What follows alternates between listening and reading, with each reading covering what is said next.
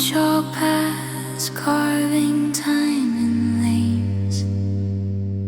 I rose in your cliffs where the white stone shows, and slept in the peak where the dark earth grows. You once read me in the wind of the sea, in tides that return with certainty, in hedgerows thick with patient years, and seasons marked by frost and shears. I am still here, I've not gone away. I turn with the moon, I swell, I sway. You think you shape me, claim control, but I move deeper than your goal. I am still here, through calm and squall, through standing stone and crumbling wall. You measure loss, I measure time. I have survived far more than mine. You ask why rivers change their course, as if stillness was ever my force. The Thames has wandered, the coast retreats. I take back fields, I remake streets. You call it crisis when I shift my skin, as if I began the story with you in it. Ice has come and ice has gone, long before your clocks ran on.